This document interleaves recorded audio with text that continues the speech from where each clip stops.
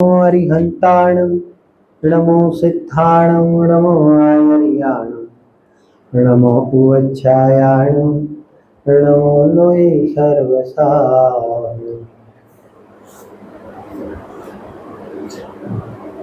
બપોરના સેશનમાં આપણે એક કરણાની યોગનો ટોપિક છે 10 કરણ, તેના સંદર્ભ પર આપણે સ્વાધ્યાય કરવા માંગીએ છીએ। જીનાગમની અંદર કરણાની યોગની અંદર અનેક પ્રકારના સબ્જેક્ટ જોવામાં આવે છે અને તેની અંદર એક કર્મનું સ્વરૂપ આચાર્ય દેવે બતાવ્યું। અને સૌથી પહેલા આપણે એ સમજી લઈએ છીએ કે જે 10 કરણનું જે સ્વરૂપ છે એ 10 કરણનું સ્વરૂપ આપણે બહુ બેઝિક રૂપથી આપણે એને સમજીશું। ઘણી ડિટેલ્સમાં ન જઈએ કારણ કે એટલો ટાઈમ પણ નથી, અને અગત્યની વાત તો એ છે કે બેઝિક સમજ્યા વગર આગળની ડિટેલ્સ પણ ખ્યાલ ના આવે। એટલે આપણે એની શરૂઆત એવી રીતે એકદમ જ સિમ્પલ, એકદમ સામાન્ય રૂપથી તેની મતલબ કે સ્વરૂપ એનું શું છે તે આપણે જોઈએ છીએ।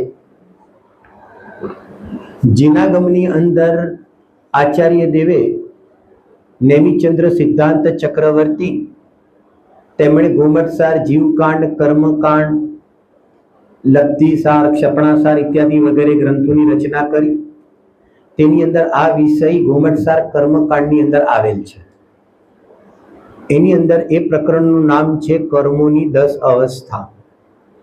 હવે જ્યારે શબ્દ પ્રયોગ આવ્યો કર્મોની 10 અવસ્થા, તો સૌથી પહેલા તો આ કર્મ એટલે શું, તો તેની જે શરૂઆત થાય છે ભાગની અંદર, આપણી ત્યાં ભાગ છે તે ભાગમાં પણ એ કર્મના પાઠની અંદર શીખવાડવામાં આવે છે। તો કર્મની એક વ્યાખ્યા સિમ્પલ એવી રીતે બતાવવામાં આવી છે કે આત્માના મોહ રાગ દ્વેષ પરિણામોનું નિમિત્ત પામીને જીવની જે કાર્મણ વર્ગણાની વિશિષ્ટ અવસ્થા થાય।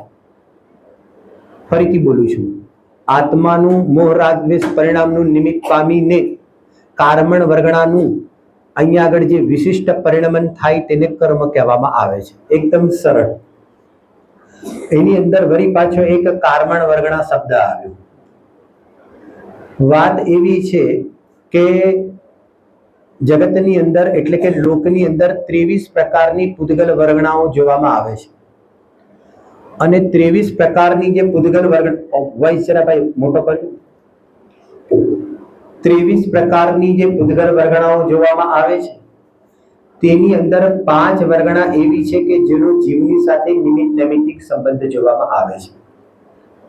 અને એ જે 5 વર્ગણા છે તેમાંથી એક આહાર વર્ગણા છે, બીજી તેજસ વર્ગણા છે, પછી અહીંયા આગળ કહે છે કે એની અંદર આ કાર્મણ વર્ગણા છે, એક ભાષા વર્ગણા છે અને એક મનો વર્ગણા છે। આપણા બધાના જે શરીર બની રહ્યા છે, આપણા એટલે કે ઔદારિક શરીર છે, વૈક્રિયક શરીર છે, આરક શરીર છે, તો કે છે કે એ બધા જે શરીર બની રહ્યા છે તે આહાર વર્ગણામાંથી બને છે। તેજસ વર્ગણામાંથી તેજસ શરીરની રચના થાય છે, અને આ જે કાર્મણ વર્ગણા છે તો જ્ઞાના વર્ગણાથી 8 કર્મ છે તે રૂપ જ તેની જે વ્યવસ્થા જોવામાં આવે છે તે કાર્મણ વર્ગણાની વિશિષ્ટ અવસ્થાના અંતર્ગત જ જોવામાં આવે છે। મનો વર્ગણામાંથી મન બને છે, અને વચન વર્ગણામાંથી, ભાષા વર્ગણામાંથી વચનની વ્યવસ્થા બને છે। આ 5 સાથે સંસારી જીવનો નિમિત્ત નૈમિત્તિક સંબંધ જોવામાં આવે છે।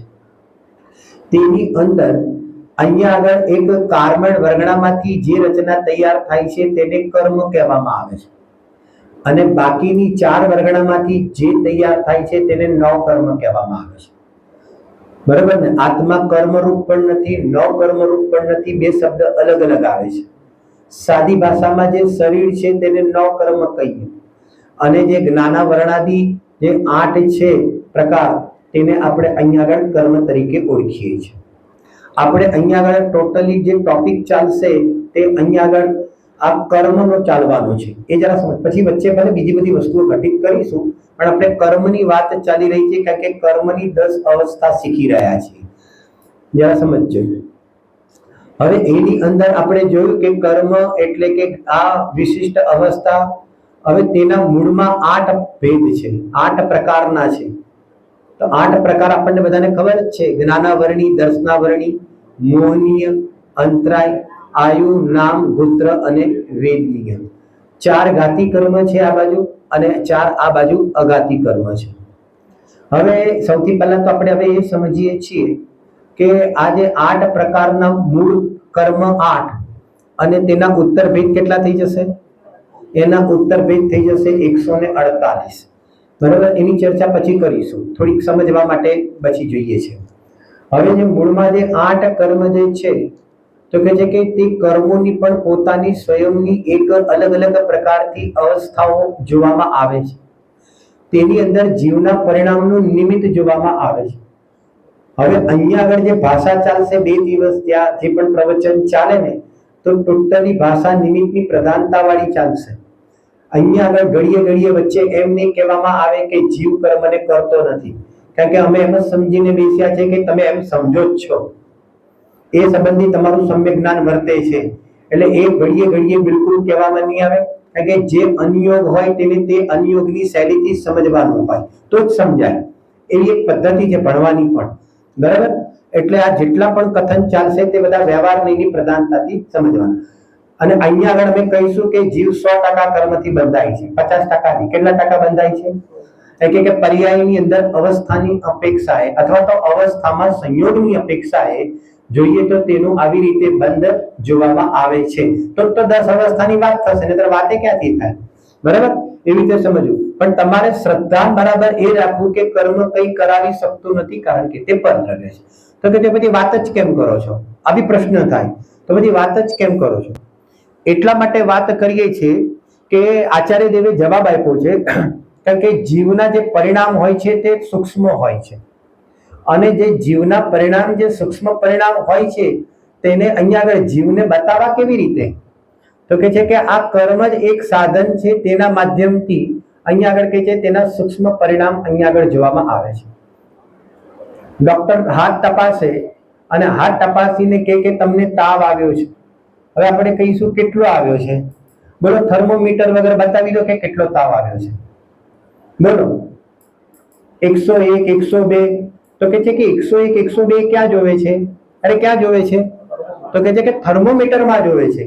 થર્મોમીટર વગર એમણે કહી દેશે સામાન્ય અપેક્ષા કે શરીર ગરમ છે તેને તાવ આવ્યો છે, પણ કેટલો તાવ આવ્યો છે તેના માટે થર્મોમીટરની જરૂરત પડે છે. પરંતુ થર્મોમીટર તાવ નથી લાવતો. બરાબર, પોઈન્ટ પકડાય છે કે નહીં? તેને કહેવાય થર્મોમીટર તાવ નથી કરાવતો, તાવ નથી અપાવતો, પણ થર્મોમીટર શું કરાવે છે કે કેટલો તાવ છે તેનું જ્ઞાન કરાવે છે. અને જેટલો જ્ઞાન કરાવે તે અનુસાર તેની દવા લેવામાં આવે તો તે તાવ મટી જાય છે. એમ અહીંયા આગળ કર્મ બંધ એ બતાવે છે કે જીવ અહીંયા આગળ સંસારમાં છે. કર્મ બંધ જ એ બતાવે છે.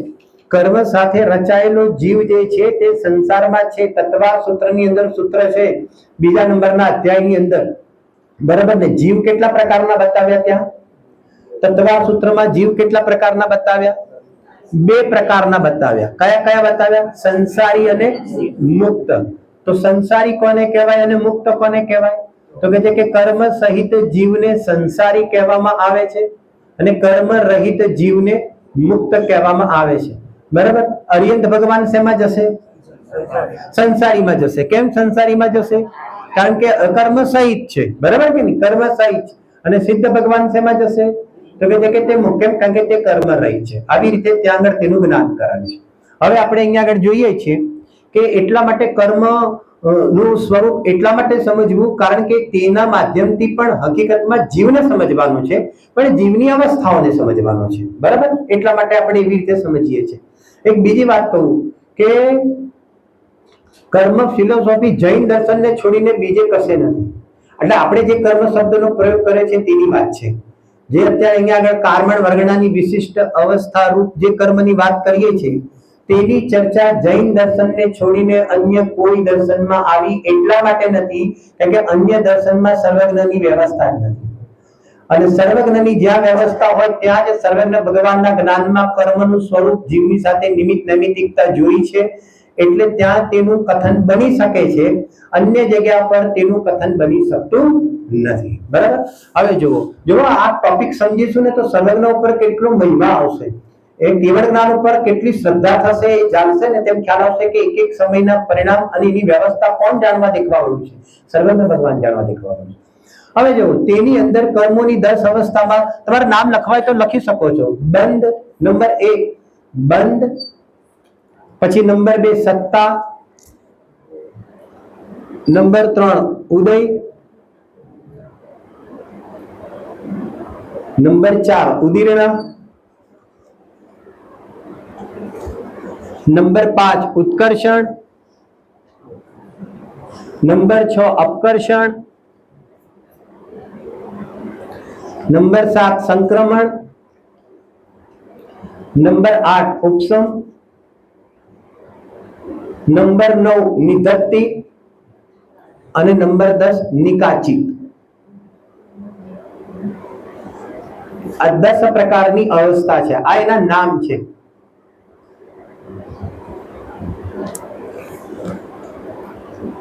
હવે તેની અંદર આચાર્ય દેવ આ જે કર્મોની જે 10 અવસ્થા છે એમાં સૌથી પહેલી શરૂઆત બંધથી કરે છે. કેમ બંધથી કરે છે? કેમ કે પહેલા બંધ તો કરે પછી અમે એના ઉદયની વાત કરીએ. જે બંધ જ નથી થતો તો તેના ઉદયની પણ શું વાત કરીએ? પોઈન્ટ પકડાય છે કે નહીં? કારણ કે સૌથી પહેલા બંધ થાય પછી જ બાકીની બધી તેની અવસ્થાઓ અહીંયા આગળ જોવામાં આવશે. એટલે એની અંદર સૌથી પહેલા આપણે અહીંયા આગળ બંધની ચર્ચા કરીએ છીએ. હવે એની અંદર જો એક પુસ્તક છે એનો આધારથી મેં અહીંયા આગળ, હવે તમને વંચાય છે તમે જોઈ લેજો, બરાબર? એક આધારના રૂપમાં આ બનાવ્યું. બીજા બી ઘણા પુસ્તકો હતા પણ આ મળ્યું તો મેં આનાથી લઈ લીધું એમ, બરાબર? હવે અહીંયા આગળ જોવો नंबर 1 जो कर्म के परमाणुओं का आत्मा के साथ एक में हो जाना बंद है. इस अवस्था के पश्चात ही अन्य अवस्थाएं होती है. આમાં શું લખ્યું છે? કર્મ કે પરમાણુઓ કો આત્મા કે સાથ એક મેક હો જાના. હવે આ એક મેક નો અર્થ શું એ જરા સમજજો. અહીંયા આગળ એમ કહેવા માંગે છે કે જીવને અહીંયા આગળ જે કર્મનો બંધ થયો એટલે આપણે સમજવું શું કે એ જે કર્મો જે છે જે કાર્મણ વર્ગણા છે તો તે કાર્મણ વર્ગણા આખા લોકની અંદર ભરેલી છે. પહેલા તો એ સમજજો. આખે જે કેટલા પણ કાર્મણ વર્ગણા છે પૂરા લોકની અંદર ઠસાઠસ અહીંયા આગળ ભરેલી છે. તો હવે એકલી ઠસાઠસ ભરેલી છે એટલે બંધાઈ જાય છે એમ નથી. બંધ અધિકારમાં ચર્ચા કરીને તો અહીંયા આગળ જીવના પરિણામનું નિમિત્ત પામ્યા અને જીવના પરિણામનું અહીંયા આગળ નિમિત્ત પામીને અહીંયા આગળ શું થઈ ગયું કે અહીંયા આગળ જે કાર્મણ વર્ગણા છે તે એની એક અવસ્થા થઈ ગઈ અને અવસ્થા થઈને આત્માના પ્રદેશો સાથે એક સંશ્લેષ સંબંધ થયો. કયો શબ્દ પ્રયોગ કર્યો? સંશ્લેષ સંબંધ થયો. એક બંધનના રૂપમાં આવ્યો તો તેને અહીંયા આગળ બંધ કહેવામાં આવે છે. હવે સંશ્લેષ સંબંધનો અર્થ શું એ જરા સમજજો. સંશ્લેષ સંબંધનો અર્થ એ છે કે દાખલા તરીકે તમે બોરીવલીથી અહીંયા આગળ આવ્યા તો તમે બોરીવલીથી અહીંયા આગળ આવ્યા તો તમારું ઘર સાથે આવ્યું કે ના આવ્યું? તો કહે છે કે તમારું ઘર અહીંયા આગળ સાથે ના આવ્યું. અહીંયા આગળ ઘરની બધી વસ્તુઓ હતી તે પણ અહીંયા આગળ કહે છે કે સાથે ના આવી. હવે અહીંયા આગળ તમે બોરીવલીથી અહીંયા આગળ આવ્યા તો શું શું સાથે આવ્યું? તો સાંભળજો, એક તેજસ શરીર, એક કાર્મણ શરીર અને આ વર્તમાનમાં ચાલતું ઔદારિક શરીર. તો કહે છે કે તે ત્રણ અહીંયા આગળ સાથે આવ્યા. બરાબર? આ એક ઉદાહરણ થયું. હવે બીજી રીતે સમજો. હવે અહીંયાથી માની લો કે આપણો કશે કોઈ જગ્યાએ દેહ છૂટી ગયો તો દેહ છૂટી જશે તો આપણે બીજી જગ્યા પર જતા રહીશું તો હવે અહીંયાથી શું મૂકીને પાછા બીજે જઈશું? તો ઔદારિક શરીર અહીંયા આગળ પાછું મુકાઈ ગયું, ઓલું ઘર મુકાઈ ગયું અને અહીંયા આગળ ઔદારિક શરીર મુકાઈ ગયું. બંનેથી ફ્રી થઈ ગયા. તો બંનેથી તો ફ્રી થઈ ગયા પણ કોનાથી ફ્રી ન થયા? તો કાર્મણ અને તેજસથી ફ્રી નહીં થઈ ગયા. એનો અર્થ એ થઈ ગયો કે તમારું આ જે કાર્મણ અને તેજસ શરીર છે તે સાથે ને સાથે ફર્યા રાખે છે. તત્વા સૂત્રકાર કહે છે કે અનાદિ સંબંધી છે. પરમાણુ ભલે નવા આવતા જાય આવા જાય આવ જાવ કર્યા કરે એની પણ સ્થિતિ છે, તેની ચર્ચા પછી.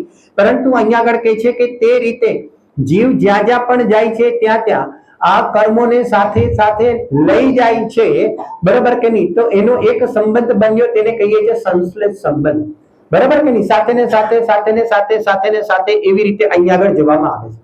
એટલા માટે તો કહેવામાં આવે છે કે ભાઈ ભવિષ્યનું ચિત્રામણ કેવી રીતે કરવું તે તારા હાથની વાત છે. જે બેન્સરીના બોલમાં આવે છે કે નહીં? તો ત્યાં શું કહેવા માંગે છે કે ભવિષ્યનું ચિત્રામણ પણ હું તો વર્તમાનમાં જીવું છું ને, પરંતુ તને કર્મ તો ભવિષ્યમાં ઉદયમાં આવે તેવા બંધાય છે ને. લોજિક સમજાય છે? તો અહીંયા આગળ ભલે તારા પરિણામ વર્તમાનના છે, પરંતુ આ જે કર્મ જે છે તો કે બીજું કશું સાથે નથી આવવાનું, પરંતુ તારા કરેલા જે પરિણામ છે તેનું જે ફળ છે ભોગવવા માટે એ જે કર્મ જે છે તો કે સાથે ને સાથે સંસાર અવસ્થાની અંદર સાથે જોવામાં આવે છે. આ કયો અર્થ કર્યો? તો કે એક સાથે એકમેક રૂપમાં બંધાન રૂપમાં સંશ્લેષ સંબંધમાં જે જોવામાં આવે છે તો એને અહીંયા આગળ બંધના રૂપમાં જોવામાં આવે છે. બરાબર? આ રીતે અહીંયા આગળ એક બંધની આવી રીતે વ્યવસ્થા થાય છે. હવે બંધની અંદર આપણે એ સમજીએ કે આ જ્ઞાના વર્ણાદી 8 કર્મ છે ને, તો જ્ઞાના વર્ણાદી જે 8 કર્મ જે છે તો કે છે કે તે 8 કર્મની અંદર સૌથી પહેલા હવે સાથે એ પણ આપણે તમે સમજી લો કે 4 પ્રકારના બંધની ચર્ચા કરી છે. કયા છે? તો કે પ્રકૃતિ બંધ, પછી પ્રદેશ બંધ, પછી સ્થિતિ બંધ અને અનુભાગ બંધ. કારણ કે મારે ઉદય પણ આપણે આવશે ને તે સમજાવવા માટે પહેલા બંધનું થોડું સ્વરૂપ સમજવું જરૂરી છે. તો અહીંયા આગળ કહે છે કે આ કોઈ પણ બંધ થાય છે ને તો અહીંયા આગળ કર્મ પરમાણુનો કોઈ પણ પ્રકારનો બંધ થાય છે તો તેની અંદર આ 4 વસ્તુ જોવામાં આવે છે: પ્રકૃતિ, પ્રદેશ, સ્થિતિ અને અનુભાગ. તો તે 4 પ્રકારના બંધ અહીંયા આગળ કીધા છે. હવે અહીંયા આગળ એવું છે કે આ પ્રકૃતિ બંધ અને પ્રદેશ બંધ શેનાથી થાય છે? ઘણા અભ્યાસો પણ છે, ખ્યાલ હશે. શેનાથી થાય છે? બહુ સરસ. પ્રકૃતિ બંધ અને પ્રદેશ બંધ એ શેનાથી થાય છે? કે યોગથી થાય છે. અને સ્થિતિ બંધ અને અનુભાગ બંધ શેના વડે થાય છે? તો જે કસાયથી થાય. આ યોગ શું છે? યોગ શું છે? ક્યાં કંપન ક્યાં થાય છે? ક્યાં થાય છે કંપન? હા, મન વચન કાયનું નિમિત્ત પામીને આત્માના પ્રદેશોમાં જે કંપન થાય છે તેને યોગ કહેવામાં આવે છે. તો તે કંપનના કારણે શું થાય છે કે કર્મો આવે તો છે, બરાબર કે નહીં? તો પ્રકૃતિઓ આવી, પ્રકૃતિ એટલે સ્વભાવ, એની કરીએ છીએ ચર્ચા. તો કહે છે કે પ્રકૃતિનો અર્થ થાય છે સ્વભાવ છે. તો જ્ઞાનાવરણ, દર્શનાવરણ, મૂલ્ય, અંતરાય ઇત્યાદિ વગેરે કર્મો આવે છે, બરાબર? તો પ્રકૃતિ થાય. હવે આવે ને તો આવે તો પણ શું છે કે તે અહીંયા આગળ કહે છે કે નંબર ઓફ પરમાણુ કેટલા આવ્યા. જેમ તમારી ઘરે લગ્ન હોય, તમારા ઘરે લગ્ન, તો તમારા લગ્નની અંદર તમે શું કરો કે અનેક જણને આમંત્રણ આપો. તો આમંત્રણની અંદર મામાના ત્યાંય આપો, કાકાને ત્યાંય આપો, વેવાઈની ત્યાંય આપો, બરાબર કે નહીં? પછી તમે ફોન કરીને પૂછો કે ના પૂછો કે ભાઈ કેટલા જણ આવવા વાળા છે? તો આ મામા વાળા આવ્યા તે પ્રકૃતિ છે, વેવાઈ આવ્યા તે પ્રકૃતિ છે. તમે સમજ્યા કે? કાકાના આવ્યા તે કે પ્રકૃતિ છે, ફઈના આવ્યા તે પ્રકૃતિ છે. આ બધી પ્રકૃતિઓ છે, બરાબર? હવે તેની અંદર બધાને પૂછી લીધું કે ભાઈ ફઈ વાળા કેટલા આવશે? કે ભાઈ અમે તો ફૂલ ફેમિલી આવીશું. કે મિથ્યા દ્રષ્ટિને બધા ફૂલ ફેમિલી સાથે જ આવે. એટલે કહે છે કે અમે તો ફૂલ ફેમિલીમાં આવીશું, તો એ સંખ્યા તો કહો અમને ખબર પડે. તો અહીંયા આગળ કહે છે કે અમે 12 જણ આવીશું. પછી વેવાઈને કીધું તો વેવાઈ કે અમે 4 જણ આવીશું, બરાબર ને? પછી મામા વાળાને કીધું કે અમે 8 જણ આવીશું. તો 8, 12, 4 તે બધી શું છે? તો કહે છે કે તે છે સંખ્યા, બરાબર કે નહીં? તો અહીંયા આગળ કહે છે કે નંબર ઓફ પરમાણુ, તો કહે છે કે તે કેટલી માત્રામાં આવશે? તો જેટલી માત્રામાં આવે તેને કહેવાય પ્રદેશ બંધ. હવે આ જે પ્રદેશ બંધ છે ને, ગોમટ સારની હું અત્યારે બહુ બેઝિક લઉં છું, સામાન્ય રૂપ પેલા આ સમજી લઈએ, પછી બીજા લેક્ચરમાં ફરીથી પાછી બંધ સત્તા ઉદયની ચર્ચા કરીશું ને તેમાં વળી પાછા અંદર જઈને વાત કરીશું, બરાબર ને? એ બધાની પણ એક પદ્ધતિ છે કે કયા કર્મના પરમાણુ કેટલા આવે છે ને તેનું પણ આખું અલગ કેલ્ક્યુલેશન છે. સૌથી વધારે કોણ આવે છે ને સૌથી ઓછું કોણ આવે છે. અત્યારે પહેલા આપણે એક સામાન્ય રૂપથી સમજીએ, પછી એની અંદર બહુ સુંદર ચર્ચાઓ છે એ કરીશું. હવે જો સાંભળો, અહીંયા આગળ એને કહેવાય નંબર ઓફ પરમાણુ. જો કે તે અનંતમાં જ હોય, એ પણ સમજી લો. કોઈ પણ કર્મ પરમાણુ જે છે તે અનંતમાં હોય, એમ હોવા છતાં પણ અનંતના પણ અનંત પ્રકાર છે. એટલે કે છે કે બધા જે કર્મ પરમાણુ જે છે પ્રકૃતિના, તો કે છે કે બધાની સંખ્યા અલગ અલગ હોઈ શકે છે. તો એવી રીતે તે બધી જે સંખ્યાઓ આવે છે તેને કહેવામાં આવે છે પ્રદેશ બંધ, બરાબર? જ્ઞાનાવરણ, દર્શનાવરણ, મૂલ્ય, અંતરાય આ બધી શું છે? પ્રકૃતિ છે. પ્રકૃતિ છે એટલે શું છે? તે તેનો સ્વભાવ. સ્વભાવ એટલે શું? હવે દાખલા તરીકે સમજો, સ્વભાવ એટલે શું? કે સ્વભાવનો અર્થ થાય છે કે જેમ તમે દાળમાં મરચું પણ નાખ્યું, પછી દાળની અંદર મીઠું પણ નાખ્યું, દાળમાં ધાણા જીરું પણ નાખ્યું, બરાબર કે નહીં? તો બધાના સ્વભાવ કેવા છે? જો ગજબ છે.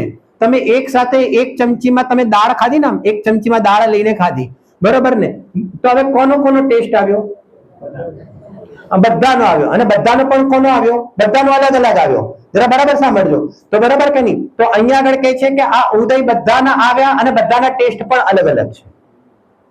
સમજ્યા? જેમ જગતની અંદર જેમ મરચાના પરમાણુ છે તેનો સ્વભાવ જ એવો છે કે તે તીખાસ આપે. લીંબુના પરમાણુ જેવા છે કે તેનો સ્વભાવ જ એવો છે કે જે ખટાશ આપે. મીઠાનો સ્વભાવ જ એવો છે જે ખારપ આપે. તો આ શું થઈ ગયું? એનો સ્વભાવ, એ પરમાણુનો સ્વભાવ. એમ જગતની અંદર કાર્બન વર્ગણાની અંદર જે કર્મો બને છે તો તે કર્મ પરમાણુનો સ્વભાવ જ એવો છે કે જે જ્ઞાન ઉપર આવરણ નાખવા વાળા જે કર્મ પરમાણુ છે તો તેનું નામ અહીંયાથી આપ્યું જ્ઞાનાવરણ્ય. અમુક કર્મ પરમાણુનો સ્વભાવ જ એવો છે કે જે આત્માને અહીંયા આગળ વિપરીતતા કરાવે, મોહ કરાવે, તો તેનું નામ અહીંયા આગળ આપી દીધું દર્શન મૂલ્ય. પકડાય છે? સ્વભાવ શબ્દનું ભાવાસન કરી રહ્યા છે. કેટલાક કર્મ પરમાણુનો સ્વભાવ જ એવો છે કે તે અહીંયા આગળ કહે છે કે સુખ દુઃખનું વેદન કરાવે, તો તે કર્મ પરમાણુનું નામ પડી ગયું. પણ પકડાય છે શું? હવે દાખલા તરીકે જે સુખ દુઃખનું વેદન કરાવે ને તે જ્ઞાન ઉપર આવરણ નહીં નાખે, કારણ કે તે તેનો સ્વભાવ નથી. આનો સુખ દુઃખ આપવાનો જ સ્વભાવ છે. એટલા માટે અહીંયા આગળ કહે છે કે 8 પ્રકારના કર્મ અલગ અલગ પ્રકારે સ્વભાવ અનુસાર તેના વિભાગ જોવામાં આવે છે. ખ્યાલ આવે બધાને? હવે અહીંયા આગળ ઉપર નથી જતું ને? એકદમ સરળ ચાલે છે. બરાબર, ચાબી આપી જશે ને? નથી આપી? અપાઈ છે ને? બસ ત્યારે. હવે જો આગળ, હવે અહીંયા આગળ કહે છે કે આ થઈ ગયો પ્રકૃતિ બંધ અને એક થઈ ગયો પ્રદેશ બંધ. હવે મહેમાન આવવાના, પાછા આપણે એમને ભૂલવાના નથી હમણાંથી. બરોબર ને? પછી શું થશે? એ લોકોને પછી રૂમો ફાળવવી પડશે કે નહીં? બરોબર કે નહીં? પછી આપણે તરત જ પ્રશ્ન શું કરીશું એમને? એ તમે આવવાના તો છો, બરોબર કે નહીં, પણ જયારે બોલાવીએ ત્યારે જ આવજો. એમને તમે કાલથી ના આવી જતા, પરંતુ આવો તો તમે કેટલા દિવસ માટે આવવાના છો એમ કહીએ કે ના કહીએ કે ભાઈ તમારે કેટલા દિવસનો પ્રોગ્રામ છે? ટિકિટ કઢાવી દીધી કે નથી કઢાવી દીધી? કઈ તારીખ થી કઈ તારીખ છે? અને હવે તો બધા સ્માર્ટ થઈ ગયા છે, તમે ટિકિટ જ મોકલો એટલે અમને ખબર પડે તમે ક્યારે જવાના છો. એમ તમે ક્યારે આવવાના તો વાંધો નથી, પણ ક્યારે જવાના છો એ કે અમને બહુ હોશિયાર થઈ ગયા બધા. તો કે છે કે ટિકિટ મોકલો. તો અહીંયા આગળ હવે શું થઈ ગયું કે આપણને ખબર પડી ગઈ કે આ મહેમાન આટલા લોકો અહીંયા આગળ કે છે કે 4 દિવસ માટે આવવાના છે. બરાબર ને? તો આ શું થઈ ગઈ? એની થઈ ગઈ સ્થિતિ. બરાબર? આ મહેમાનની સ્થિતિ થઈ ગઈ. હવે અહીંયા આગળ એવું થયું કે કોઈ 4 દિવસ માટે છે, કોઈ 8 દિવસ માટે છે, એમાં બધા અલગ અલગ રીતે, કોઈ 2 દિવસ માટે છે, કોઈ સવારે આવીને સાંજે જતા રહેશે, એવી ટાઈપના પણ મહેમાન છે. તો એ બધાને અહીંયા આગળ કહેવામાં આવે છે કે સ્થિતિ બંધ. અને પહેલેથી નક્કી છે. સાંભળજો, અહીંયા આગળ મારે શું કેવું છે જરા સમજજો. જે મહેમાન તમારા ઘરે આવવાના છે તો ક્યારે આવવાના છે તે પણ નક્કી છે અત્યારે ચાલતા વિષયમાં, અને ક્યારે જવાના છે તે પણ અહીંયા આગળ સમજો કે એવી રીતે નક્કી કરેલું છે. તે પ્રમાણેની ટિકિટો નીકળેલી છે. હવે કેવું છે કે મહેમાનો આવશે કે નહીં? તો હવે કેવું હોય ખબર? જનરલી મહેમાન જનરલી અહીંયા કઈ નહીં, મહેમાન આવશે ને તો તે અહીંયા આગળ 100% આપણી ઘરે આવે તો કંઈક ને કંઈક તો લઈને આવે ને. કે હમણાં ખાલી હાથે કોઈ આવે? અરે ખાલી હાથે આવે કઈ? બરાબર ને? કોઈ પેંડાનું બોક્સ લાવે, કોઈ બરફીનું બોક્સ લાવે, કોઈ કાજુ બદામનું બોક્સ લાવે. કર્મમાં એક આવા બોક્સ નહીં આવે. કર્મમાં તો એવા આવશે ને ઉભા થઈ જશો એવા આવશે. ખ્યાલ આવે છે કે નહીં? તો અહીંયા આગળ કહે છે કે એ પ્રમાણે મીઠાઈ લઈને આવે કે ના આવે? એટલે કહે છે કે બહારના તમારા મહેમાન આવે કે ના આવે મીઠાઈ લઈને, એ કે આ બધા કર્મો તો કે છે કે મીઠાઈ લઈને જ આવે, એવી જ વ્યવસ્થા છે.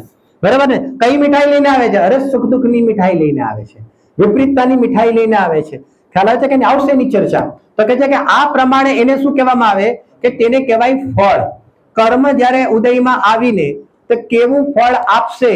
બરાબર? તો એ કેવું આપશે? તો કે છે કે અનુભાગ જેની શક્તિ હશે, અનુભાગ શક્તિ હશે તે પ્રમાણે તેનું ફળ અહીંયા આગળ જોવામાં આવશે. તો તેને શું કહેવામાં આવશે? એ તો ઉદયની મેં વાત કરી, પણ જે વખતે બંધાય છે તે જ વખતે પરિણામનું નિમિત્ત પામીને એનું અહીંયા આગળ શું થાય છે? એ કહે છે કે અહીંયા આગળ તે બંધની અંદર ચોથા નંબરનો છે ને સ્થિતિને અનુભાગ, તો કેવું ફળ આપશે તે પણ અહીંયા આગળ કહે છે કે તે વખતે તેવા પરમાણુ અહીંયા આગળ બંધાય છે, ફળ સાથે અનુભાગ શક્તિ બંધાય છે. બરાબર? તો આ પ્રમાણે અહીંયા આગળ 4 થઈ ગયા: પ્રકૃતિ બંધ, અનુભાગ. પ્રકૃતિ બંધ અને પ્રદેશ બંધ કોનાથી બંધાય છે? તો કે છે કે યોગના કારણે બંધાય છે. સ્થિતિ બંધ અને અહીંયા અનુભાગ બંધ કોનાથી બંધાય છે? તો કે છે કે કસાયના કારણે કહીએ. હવે અત્યારે કસાય કોમન શબ્દ છે, બરાબર ને? મિથ્યાત્વ, અવિરતિ પ્રમાદ અને કસાય.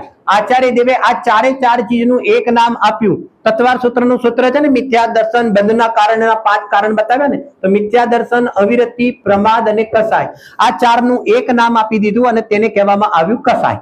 તો બરાબર, તો એક કસાયથી થયો તો સ્થિતિને અનુભાગ બંધ થયો, અને અહીંયા આગળ યોગથી થયો તો પ્રકૃતિને પ્રદેશ બંધ થયો. બરાબર. હવે બીજી રીતે કે આ કર્મ બંધ ક્યારે બંધાય?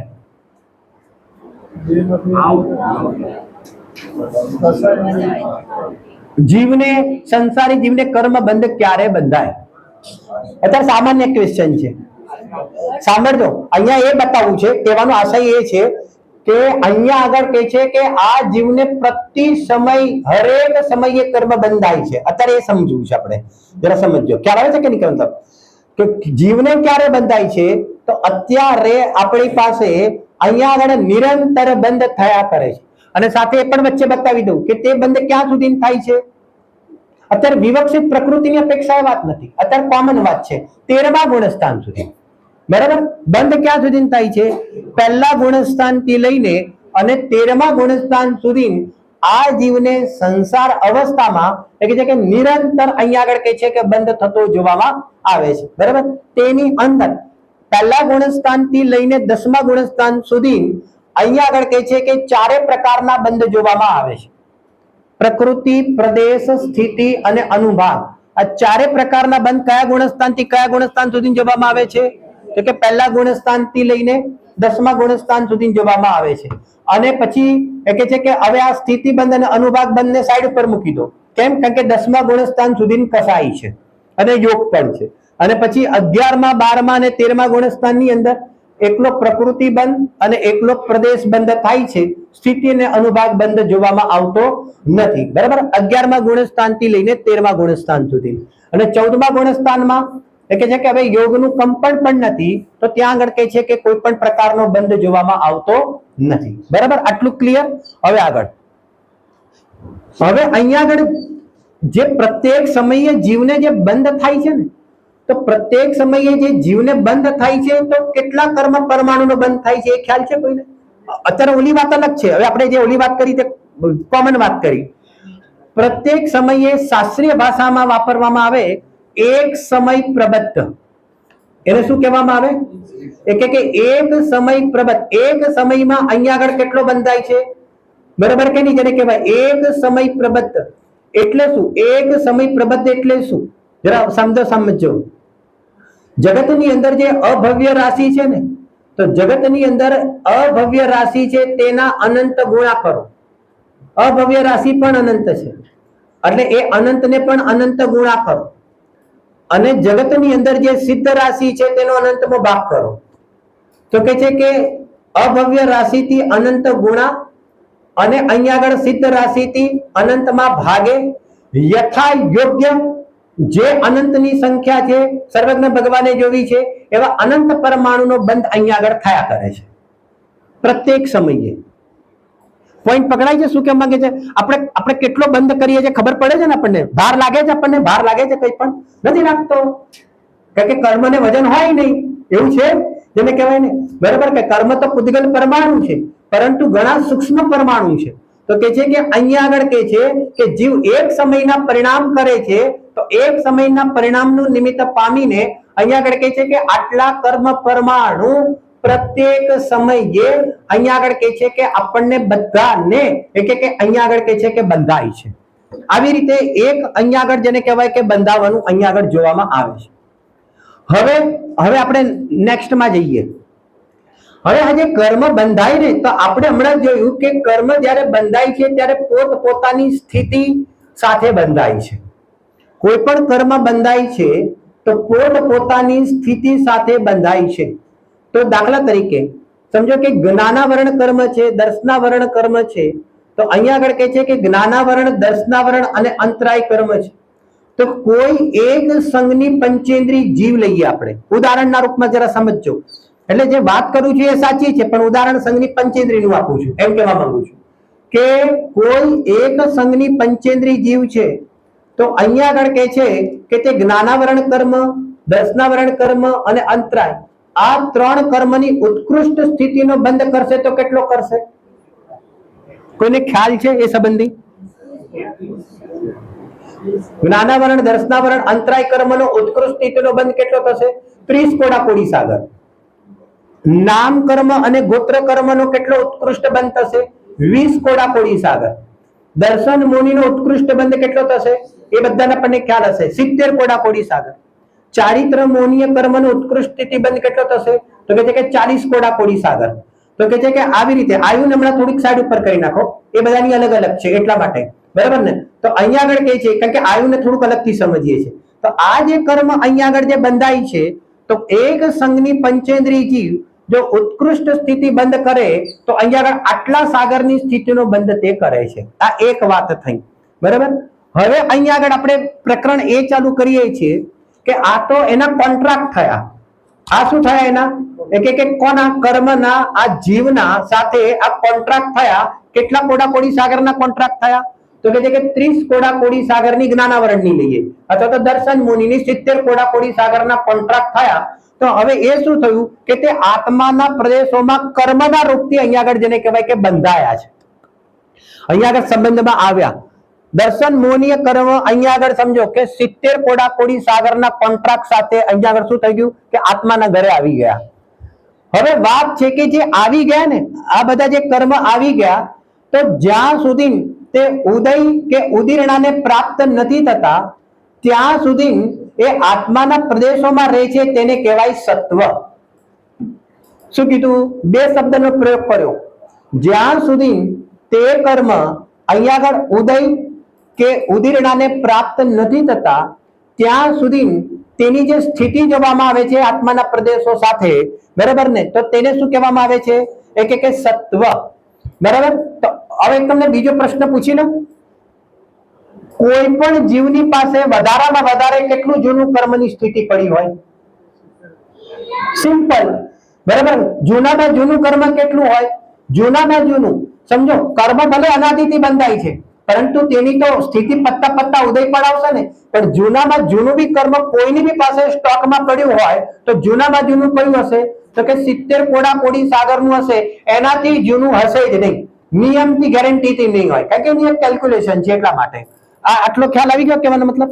હવે અહીંયા આગળ જુઓ, જે કર્મ આવ્યા અને આત્માના સાથે જે બંધાયા અને અહીંયા કેટલાક સમય સુધી ઉદય કે ઉદીરણા ન થાય ત્યાં સુધી તેની સાથે અહીંયા આગળ સંબંધના રૂપમાં પડી રહે છે. હવે બીજો શબ્દ પ્રયોગ કરું છું, હજી સુધી તેને ફળ નથી આપ્યું. બીજી ભાષામાં કહીએ તો હજી તેને કોઈ પણ પ્રકારનું ફળ નથી આપ્યું, પણ પડી રહેલા છે માટીના ઢેપાની જેમ. બસ એ જે પડેલા છે તો પડેલા છે, બરાબર ને? તો ત્યાં સુધીની એની જે પરિસ્થિતિ છે, એની અવસ્થા છે, તેને સત્વ કહેવામાં આવે છે. આ બે થયા, બંધ, સત્તા. હા, એક જ છે. બંધ સત્વ, આની અંદર સત્વ છે ને, સત્તા એટલે કે એની હયાતી છે ત્યાં, એમ કહેવા માંગે છે, બરાબર? હવે જો સાંભળો, બંધ, સત્તા, ઉદય, ઉદરીણા, સત્વ કહો, એક જ વાત.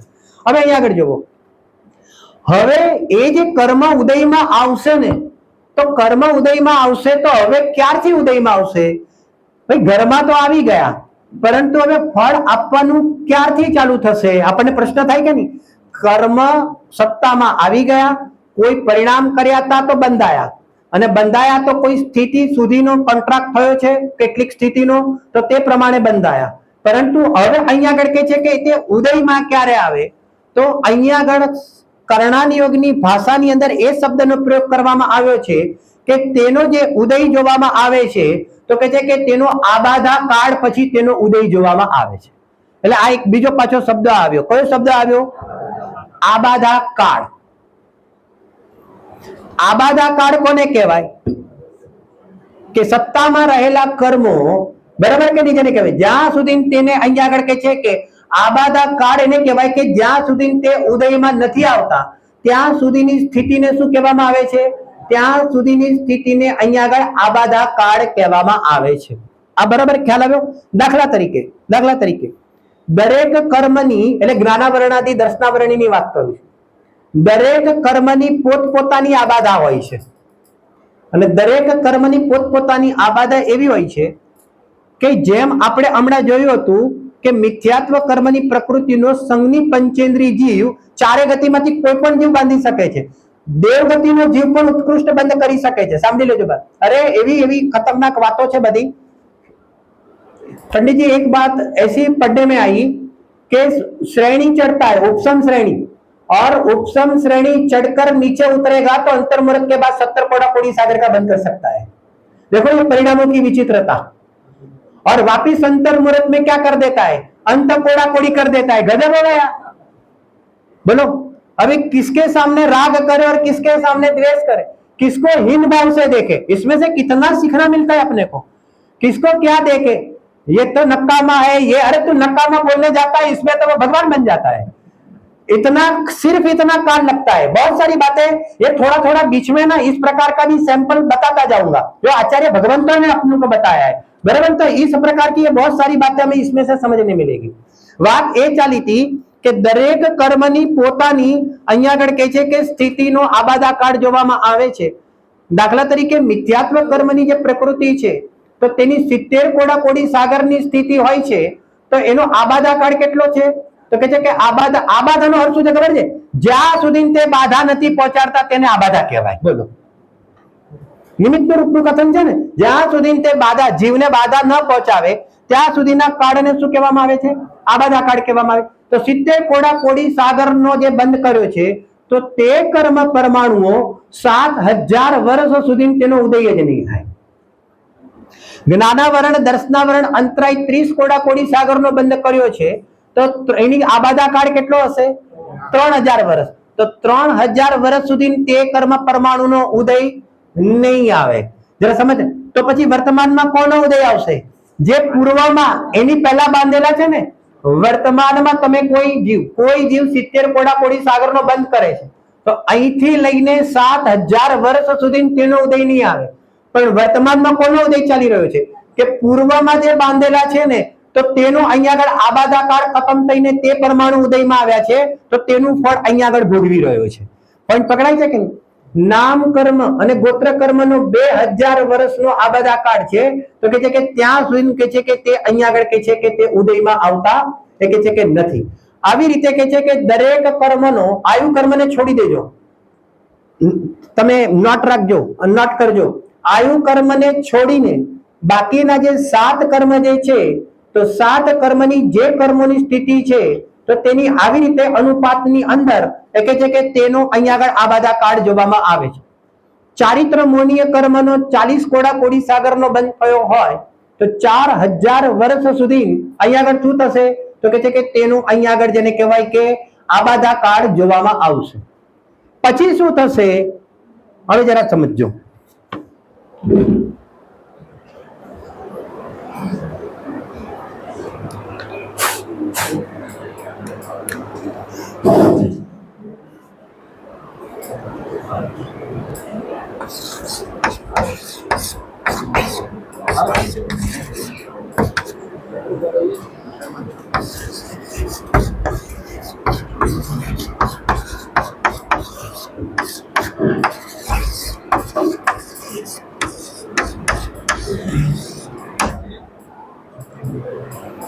સ્થિતિ કોને કહેવાય, હેલો હા, સ્થિતિ કોને કહેવાય, આબાદાકાળ પ્લસ ઉદયકાળ ઇઝ ઇક્વલ ટુ એક એક સ્થિતિ.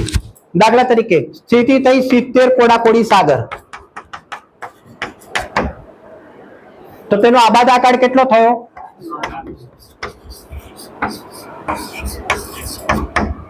પ્લસ હવે ઉદયકાળ કેટલો થયો તો માઇનસ 70 કોડા કોડી સાગર માઇનસ 7000 વર્ષ કરો તો બાકીનો અહીંયા આગળ શું થઈ ગયો 70 કોડા કોડી સાગર સુધી જજો. બરાબર. તો કેવી રીતે જશો તો સાંભળજો. 7000 વર્ષને એક સમય તે અહીંયા આગળ કહે છે કે આનો ઉદય શરૂ થયો, 7000 વર્ષને બીજા સમયે આનો ઉદય શરૂ થયો એટલે આનો ઉદય ચાલ્યો, પછી 3 સમય 4 સમય 5 સમય 6 સમય એવી રીતે 7000 ને 1 2 3 4 સમયોની વાત ચાલી રહી છે અત્યારે, મિનિટ અને સેકન્ડોની વાત નથી ચાલતી.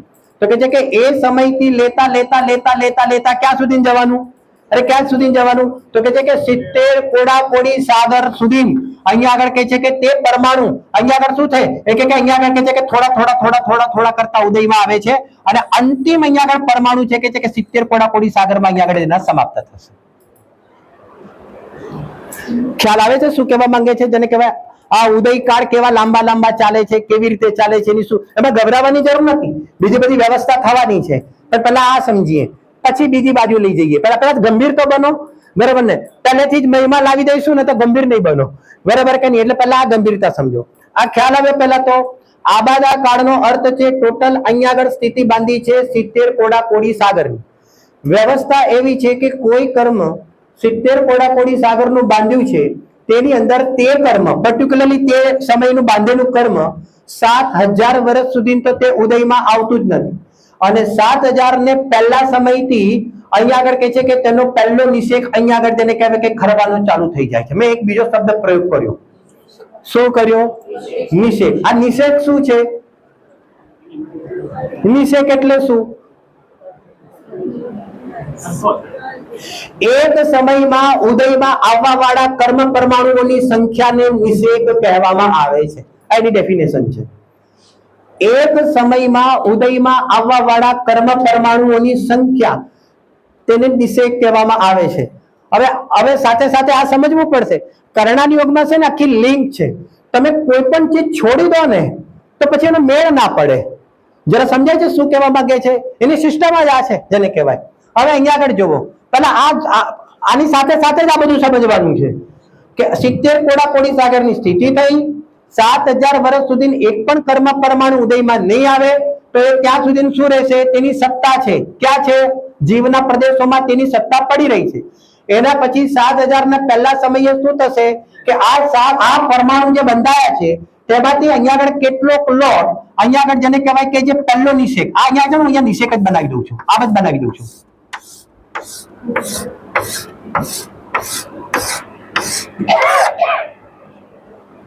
તો અહીંયા આગળ શું થયું કે આ જે કર્મ પરમાણુ, માની લો એક એક્ઝામ્પલ આપું છું, માની લો કે અહીંયા આગળ માની લો કે 1,00,000 પરમાણુ બંધાયા, તો હવે અહીંયા આગળ શું થશે ખબર છે? એનો અહીંયા આગળ 7000 વર્ષને પહેલા સમયની અંદર અહીંયા આગળ કેટલા નિષેક આપશે? તો માની લો કે અહીંયા આગળ સમજો કે 50,000 પરમાણુનો અહીંયા આગળ જેને કહેવાય ને આ નિષેકની અંદર એનો સ્ટોક જમા થયો. જ્યારે બાંધ્યા ત્યારે જ અહીંયા જ્યારે બાંધ્યો તે જ વખતે આબાદા નક્કી થઈ અને તે જ વખતે તેની નિષેક રચના બની. જ્યારે બાંધ્યો ત્યારે પોઈન્ટ પકડાય છે કે નહીં? તો અહીંયા આગળ પહેલા નિષેકમાં એને કેટલા પરમાણુ આપ્યા? 50,000 ઉદાહરણના રૂપમાં. બીજા નિષેકમાં કેટલા આપ્યા? તો માની લો કે અહીંયા આગળ બીજા નિષેકમાં આપ્યા એને 10,000. ત્રીજા નિષેકમાં એને કેટલા આપ્યા? તો કે 5,000. ચોથા નિષેકમાં કેટલા આપ્યા? તો કે છે કે અહીંયા આગળ 1,000. એમ કરતા કરતા આગળ જ્યારે જશે ત્યારે અહીંયા આગળ કેટલા આપ્યા? તો અહીંયા આગળ માની લો કે 10, એક એક્ઝામ્પલમાં. તો આવી રીતે જ્યારે કર્મ પરમાણુ બાંધ્યા હતા, ક્રમબદ્ધ પર્યાય બતાવે છે. આમાં ક્રમબદ્ધ પર્યાય કેવી ગજબ બતાવે છે કે જે વખતે પરમાણુનો બંધ કર્યો હતો આ કર્મ પરમાણુનો, તે જ વખતે નક્કી હતું કે આગળ પણ કેટલા કેટલા પરમાણુ ઉદયમાં આવવાના છે. કેવું સિસ્ટમેટિક છે આ, તમે સમજ્યા કેવાનો મતલબ? બરાબર કે નહીં? આ મને લાગે છે આ કર્મો એકે એન્જિનિયરિંગ કોલેજ કરી નથી. મેં કરી છે આપણી જેમ? ને એન્જિનિયર નું ભણ્યા છે ને મેથેમેટિક્સ ભણ્યા છે, તે ખબર કેવી રીતે પડી જતી હશે? તો અમારે આવી રીતે ગોઠવીને આવવાનું, બરાબર ને? અરે એ બધી તેની યોગ્યતા છે. એ કર્મ પરમાણુ ક્યાં કેવી રીતે કેટલા આવે, બરાબર કે નહીં? તો અહીંયા આગળ શું થઈ ગયું? હવે અહીંયા આગળ સમજો કે એ બટવારા થઈ ગયા. ફરીથી બોલું છું, 70 કોડા કોડી સાગરની સ્થિતિનો જે બંધ કર્યો છે, 7000 વર્ષ સુધી તે ઉદયમાં આવતા નથી. 7000 વર્ષ અને પહેલા સમયથી તેનો ઉદય ચાલુ થાય છે અને એનો ઉદયની અંદર 70 કોડા કોડી સાગરનો સમય બનાવો, એમાં 7000 વર્ષ બાદ કરી નાખો, એટલા સમયોની અંદર તેની નિષેક રચના થાય છે. અને જે કર્મ પરમાણુ બાંધ્યા છે એમાંથી કેટલાક એનું કેલ્ક્યુલેશન છે. અત્યારે કોમન વાત કરીએ છીએ, કેટલાક પરમાણુ, તો દરેક નિષેકની અંદર તેના આ અહીંયા આગળ જેને કહેવાય કે પરમાણુ જોવામાં આવશે. આટલું ક્લિયર કહેવાનો મતલબ? અને ઉદય આવશે તો આવી રીતે એ બધા પરમાણુઓના જેને કહેવાય કે ઉદય આવતા જશે. અને માની લો કે તે જીવ છે આગળ, એટલે કહેવાનો મતલબ 70 કોડા કોડી સાગર સમજો કે ભોગવે છે. એક એક્ઝામ્પલ સમજવા માટે, તો એ છેલ્લો લોટ ક્યાં આગળ ભોગવશે? આ સંબંધીનો છેલ્લો લોટ ક્યાં ભોગવશે? તો અહીંયાથી લઈને 70 કોડા કોડી સાગર જશે તો ત્યારે અહીંયા આગળ તે પરમાણુનો છેલ્લો લોટ ત્યાં આગળ ભોગવવામાં આવશે. તો આવી રીતે અહીંયા આગળ સમજો કે તે જીવ જ્યારે અહીંયા આગળ 7000 વર્ષ બાદ અહીંયા આગળ જ્યારે આવશે તો અહીંયા આગળ એક એક નિષેક જ્યારે અહીંયા આગળ જેને કહેવાય કે ઉદયમાં આવશે તો તે વ્યવસ્થાને કહેવામાં આવશે ઉદય. હવે હું ઉદય શબ્દનો બીજો પ્રયોગ કરું છું. 7000 વર્ષ બાદ 7000 વર્ષને એક સમયમાં એ કર્મએ શું કર્યું તો કે છે કે એ કર્મએ અહીંયા આગળ ફળ આપ્યું અને ઉદયમાં આવીને ખરી ગયું. એ ફળ આપીને ઉદયમાં આવીને ખરી ગયું એટલે શું થયું તો કે છે કે એ કર્મ અકર્મ રૂપે થઈ ગયા. એ કર્મ અકર્મ રૂપે થઈ ગયા એટલે શું થયું? આ બધી અલગ અલગ ભાષાઓ બતાવું છું તમને. એ કર્મ અકર્મ રૂપે થઈ ગયા એટલે શું થઈ ગયું કે એ હવે યા તો પાછા ફરીથી કાર્બન વર્ગણા રૂપે થઈ ગયા યા તો અન્ય પૂતગલ રૂપે થઈ ગયા. આવી રીતે હવે એ પરમાણુઓનો આત્મા સાથે કોઈ સંબંધ ન રહ્યો. પોઈન્ટ પકડાય છે? આટલી બધી ભાષાનો એક અર્થની અંદર આટલી બધી ભાષાઓ ચાલે છે. ઉદયને આચાર્યદેવે આટલી બધી ભાષાથી સમજાવ્યો છે. આત્માનો કર્મ સાથે સંબંધ થયા પછી જ્યારે તે ઉદયમાં આવે છે તો ઉદયમાં આવ્યા એટલે મારે એની ભાવાવસ્થા શું કરવી તો આચાર્યદેવ કહે છે કે ઉદયમાં આવ્યા એટલે કંઈક ને કંઈક ફળ તને આપ્યું. ઉદયમાં આવ્યા એટલે હવે એની નિર્જરા થઈ ગઈ. ઉદયમાં આવ્યા એટલે હવે એ કર્મ અકર્મ રૂપે થઈ ગયા. ઉદયમાં આવ્યા એટલે હવે જીવનો તેની સાથે કોઈ પણ પ્રકારનો સંબંધ ન રહ્યો તો એનું શું થયું તો કે છે કે હવે તે કર્મ જ ન રહ્યા, તે અકર્મ રૂપે થઈ ગયા એટલે અનેક અવસ્થાઓ રૂપે તે થઈ જાય છે. ત્યાં સુધી શું કહેવાતું હતું? જીવની સાથે હતું ત્યાં સુધી તેને કર્મ નામ મળતું હતું. હવે ઉદયમાં આવી ગયું તો હવે એને અહીંયા આગળ કર્મ નામ મળતું.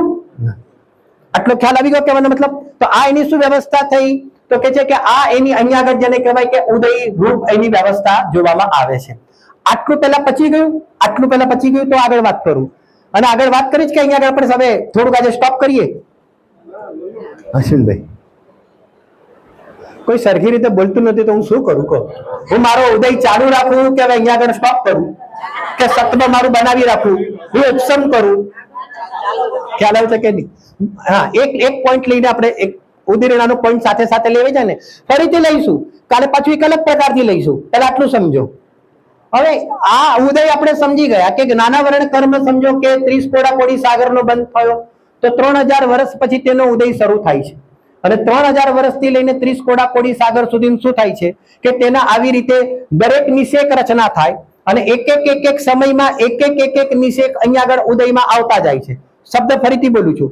એક સમયમાં એક નિષેકની રચના અને એક સમયમાં આવા એક નિષેકો શું થાય છે તેના પર્ટિક્યુલર એક કર્મની વાત કરું છું તો કે છે કે તે ઉદયમાં એનું ફળ આપીને અહીંયા આગળ ખરી જાય છે. બરાબર? હવે એક શબ્દ પ્રયોગ બીજો આવી ગયો, ઉદીરણા.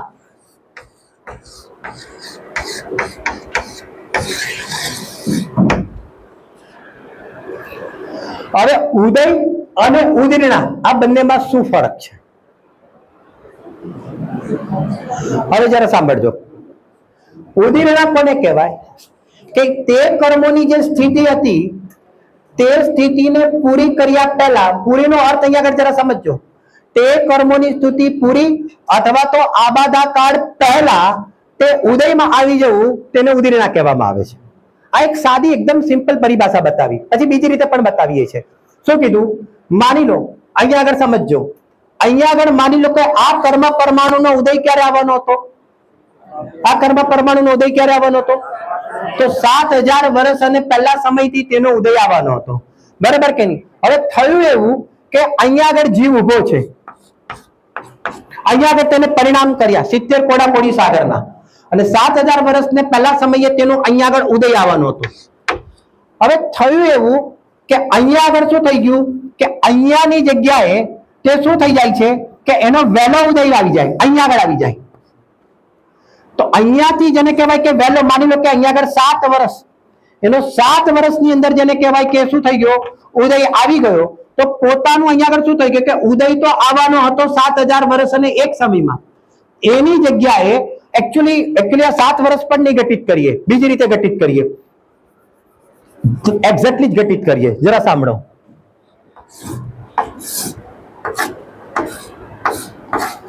કે કરણાની છે ને પરફેક્ટ સમજવું પડે, કારણ કે કેટલાક ઉદાહરણો પાછા બેસે બી ખરા, કેટલાક ઉદાહરણો પાછા ના બી બેસે. એટલા માટે એને સરખી રીતે પરફેક્ટ જ કરી લઈએ ને, કારણ કે પાછા તમે બધા પાછા મને ભેગા થવાના કે મને ખબર નથી.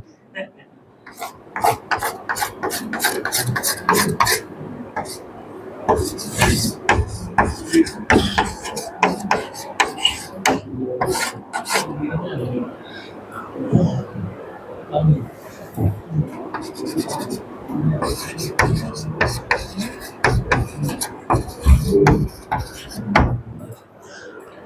જયારે ધ્યાન આપજો, આમ આપણે ઉપર છે અહીંયા આગળ 70 કોડાકોડી સાગરના નિષેકો બનાવી દીધા, જે આમ હતા એને ઊભા કરી નાખ્યા. અહીંયા આગળ 7000 વર્ષને એક સમયથી લઈને 70 કોડાકોડી સાગરના ઉપર સુધીના બધા નિષેકો છે. જીવ વર્તમાનમાં અહીંયા આગળ ઊભો છે અને એને અહીંયા આગળ માની લો કે એક એક ઉદયમાં આવે છે, એક નિષેક અહીંયા વર્તમાનમાં ઉદયમાં આવે છે. તો અહીંયા આગળ એવી પોઝિશન છે કે અહીંયા વર્તમાન સમયથી લઈને અહીંયા આગળ એક આવલી સુધીના નિષેકો છે ને તેને ઉદયાવલીના નિષેક કહેવાય. ઉદય આવલી, આવલી છે તે એક એનું માપ છે. કર્ણાન યોગની અંદર એક આવલી એ માપ છે. અહીંયા આગળ એક આવલીમાં કેટલા સમય હોય, એક આવલીમાં કેટલા સમય હોય તો આચાર્ય દેવ કહે છે જગન્ય યુક્ત અસંખ્યાત સમય. શું કીધું? જગન્ય યુક્ત અસંખ્યાત સમયની એક આવલી હોય તો અહીંયા આગળ જગન્ય યુક્ત અસંખ્યાત સમય કરી નાખો. બરાબર કહેવાનો મતલબ? તો અહીંયા આગળ કહે છે કે આ એક આવલી સુધીના જે નિષેકો છે ને, તો હવે અહીંયા આગળ જુઓ ઉદીર્ણા કોને કહેવાય તે વાત ચાલે છે કે અહીંયા આગળ સમજો કે જે કર્મો અહીંયા આગળ આવવા માટે હજી લાઈનમાં આવવાના હતા, તો પોતાની લાઈન છોડીને માની લો કે આ કર્મોએ પોતાની લાઈન છોડીને અને તે દ્રવ્ય અહીંયા આગળ જેને કહેવાય કે ઉદ્યાવલીમાં આવી ગયા.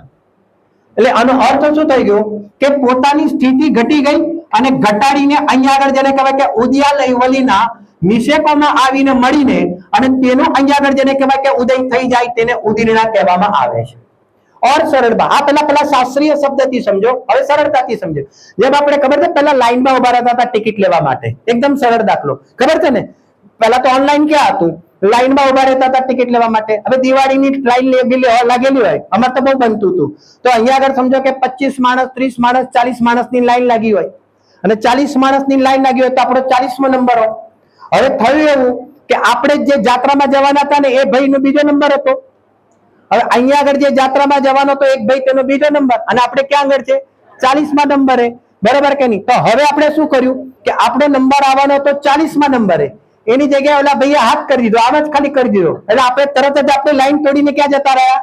તો આપણી લાઈન તોડીને આપણે સીધા બીજા નંબરમાં જતા રહ્યા અને બીજા નંબરમાં જઈને આપણો જે નંબર આવી ગયો તેને અહીંયા આગળ ઉદીર્ણા કહેવામાં આવે છે. સિમ્પલ, એકદમ ખબર પડી. એવી રીતે ઉદીર્ણા પણ કર્મોની થતી રહે છે. સાંભળજો બરાબર. એક આવલી અને એક સમય બાદ વર્તમાનમાં બાંધે, સાંભળજો બરાબર, જે કર્મ આપણે બાંધીએ છીએ, આ પ્રશ્ન બહુ વાર આવે છે, જે કર્મ બાંધીએ તો તેનો ઉદય ક્યારે આવે?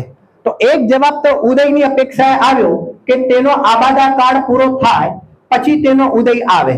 હવે બીજી રીતે જવાબ એ છે કે તે જે કર્મ તું બાંધે છે તેનો અહીંયા આગળ ઉદય ક્યારે આવે? તો કે ઉદીર્ણા થઈને તેનો જલ્દી પણ ઉદય આવી શકે છે.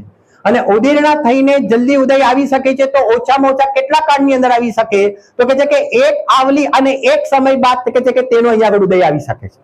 તમે તમારા પરિણામ જે પણ કંઈ કરો છો તો તે પરિણામથી તમને કર્મ બંધ થાય છે. તે કર્મ બંધનું ફળ તમને ક્યારે મળે? તો કે છે કે તમે એમ કહો કે આવતા ભાવમાં મળે કે એના પછીના ભાવમાં મળે, એ વાત તો પોતાની જગ્યાએ યથાયોગ્ય છે, પરંતુ વ્યવસ્થા એવી છે ઉદીર્ણાની કે એક આવલીને એક સમય બાદ તમને તેનું અહીંયા આગળ જેને કહેવાય કે ફળ ઉદીર્ણાના રૂપની અંદર એટલે કે આ જીવને અહીંયા આગળ જેને કહેવાય કે મળી જાય છે. તો આવી રીતે કે છે કે ઉદીર્ણાની પણ આવી રીતે એની વ્યવસ્થા જોવામાં આવે છે. કેવી રીતે, ક્યાં, કેવી રીતે લાગે છે એ બધી ચર્ચા અલગ. હવે સાંભળી લેજો બરાબર. એક આયુની ચર્ચા છે, તો આયુની ચર્ચાની અંદર ઉદય અને ઉદીર્ણા અને આબાદાકાળ આ ત્રણ ચીજ કેવી રીતે ઘટિત કરવી, જ્ઞાના વર્ણાદી જે કર્મો છે એમાં આયુ કર્મને છોડીને આ પદ્ધતિથી આપણે સમજ્યા. પણ એમાં હવે આયુ કર્મની અંદર આબાદા ઉદય અને ઉદીર્ણા કેવી રીતે સમજવું તે આપણે કાલે નેક્સ્ટ સેશનની અંદર બીજા પણ અને જેને કહેવાય અવસ્થાઓની વાત કરીશું. બરાબર, ચાલો.